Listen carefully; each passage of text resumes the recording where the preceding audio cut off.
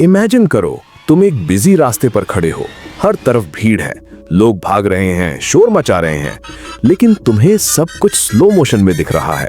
तुम्हें उनके चेहरों पर डर, लालच और थकान साफ नजर आ रही है।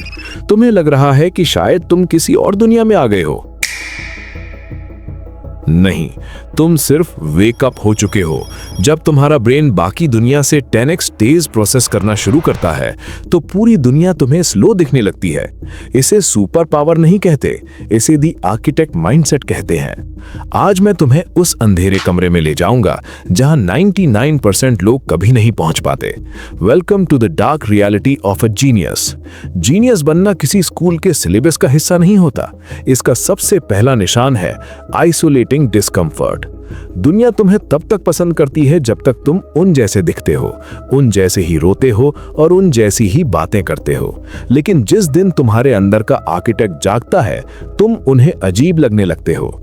जीनियस भीड़ से इसलिए नहीं कटते कि वो लोगों से नफरत करते हैं, बल्कि वो इसलिए कटते हैं क्योंकि वो उन बातों में अपना वक्त बर्बाद नहीं कर सकते जो उन्हें एवरेज बनाए रखती हैं। जब लोग किसी को गिरते हुए देखकर हंसते हैं, तब एक जीनियस उस गिरने के पीछे की फिजिक्स और उसके लेसन को डिकोड कर रहा होता है।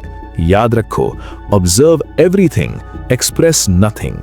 लोग अक्सर कहते हैं कि जीनियस लोग डेंजरस होते हैं। यह सच है, पर इसलिए नहीं कि वो बुरा चाहते हैं, बल्कि इसलिए क्योंकि वो अनरीडेबल होते हैं।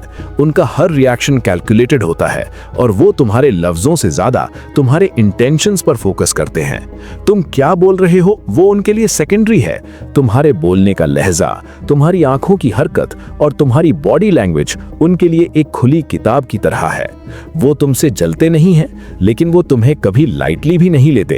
वो तुम्हें एक पैटर्न की तरह देखते हैं और उन्हें अक्सर पता होता है कि तुम्हारा अगला कदम क्या होगा, क्योंकि वो तुम्हारे पास्ट और प्रेजेंट को आज ही कनेक्ट कर चुके होते हैं।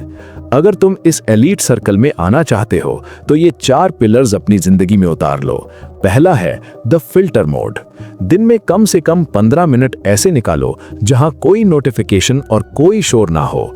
जब तुम बाहर के शोर को ब्लॉक करते हो, तभी अंदर की क्लैरिटी ऑन होती है। दूसरा है द वाई लूप होल। कभी किसी चीज को वैसा ही है समझकर एक्सेप्ट मत करो। हर सिस्टम के पीछे एक और सिस्टम होता है, बस क्यों पूछना शुरू करो। तीसरा है पैटर्न रिकग्निशन। दुनिया में कुछ भी रैंडम नहीं है। लोग कब झूठ बोलते हैं और मार्केट कब गिरती है, इन सब के पैटर्न्स होते हैं, इन्हें ढूंढो। और चौथा है डीप कंजम्पशन। अगर तुम 15 सेकंड की रील्स देख रहे हो तो तुम्हारा दिमाग भी 15 सेकंड का ही रह जाएगा।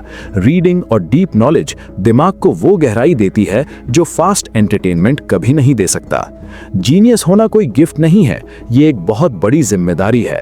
ये रास्ता थोड़ा अकेला जरूर है, पर यहाँ से व्यू सबसे बेहतरीन दिखता है। अगर तुम इस वीडियो के इस हिस्से तक पहुंच गए हो तो तुम्हारा ट्रांसफॉर्मेशन शुरू हो चुका है। लेकिन एक बात याद रखना, जब तुम सबसे ऊपर जाओगे तो लोग नीचे से तुम पर पत्थर फेंकेंगे।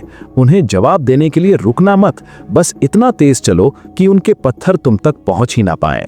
Stay high, stay silent, stay dangerous.